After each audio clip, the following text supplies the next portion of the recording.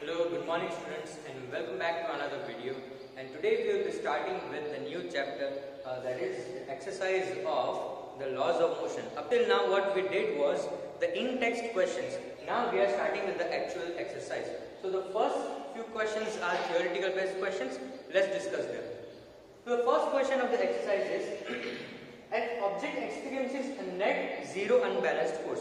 So there is an object and it is not experiencing any you can say net force, because whatever forces are acting on it, they are cancelling each other out, and the final net force is zero. So the final unbalanced force is zero. Now the question, is it possible for the object to be traveling with a non-zero velocity? Is it possible for the object to be starting with non-zero velocity? So the answer is yes. The question is, if yes, state the conditions that must be placed on the magnitude and direction of velocity. What will be the conditions?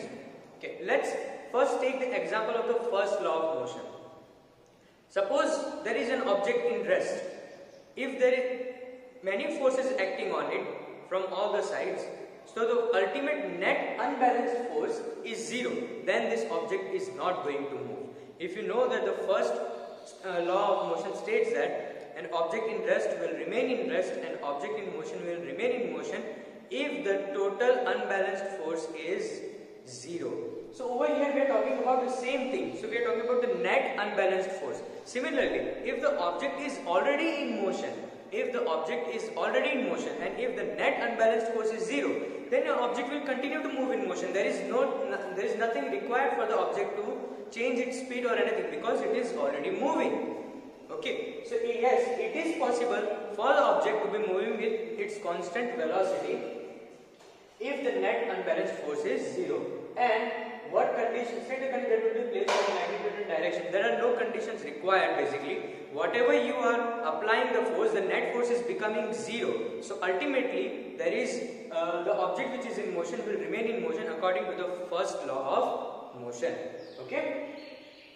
If no provided reason, okay, but the answer is yes, it can be moved. If it is already moving, it will remain in motion. But if the object is in rest, remember, if the object is in rest, then if you want to move it, start it, or if you want to get the object in motion, then you will have to apply the net unbalanced force. Otherwise, the object will not move. But if the object is already moving, then you don't require anything. Okay? I hope it is clear to you, students.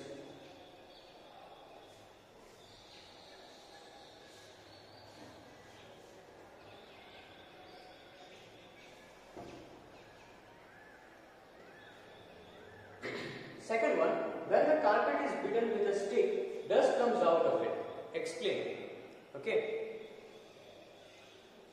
Once again over here, the first law of motion. So the first law of motion states that the object in rest will remain in rest. So what happens is, suppose imagine this to be a carpet, and when you are beating the carpet, the dust particles try to remain in their original state, but the carpet below the dust particles moves, and that is why dust particles are coming out of the carpet from the fibers. So what happens is, when you are hammering the carpet, just like the marker, the dust particles comes out of it because they want to remain in motion. They want to remain in rest, but the carpet now is in motion, so the dust particles get detached from the fibers in between, and we see the dust coming out of the carpet. Quite simple actually. The first one was a complicated one, second one was easy. Both have the same answer, that is the first law of motion. Once again, we check this. An object experiences net zero unbalanced force. Okay? So it is not experiencing any force. And the second one is, will it be traveling with the non-zero velocity? Yes, it will be traveling with the non-zero velocity. If the object is already in motion, you don't require anything, and its magnitude and direction will remain the same because there is no force acting on it. So whichever direction it is going, it will continue to move, and whatever the magnitude, it will continue to move with that magnitude. Okay, so quite simple answer. And in the second one also the same thing. The dust particles get stuck in between the fibers of the carpet. So when you are beating the carpet moves, but the dust particles want to remain in rest, and therefore they get detached from their original position by remaining in the same state, that is not changing the position, but the carpet is now moving and therefore the dust particle moves or comes out from the carpet. I hope it is clear to students. Quite simple questions, first two, and the numericals we will talk about in the next video. Till then, have a nice day.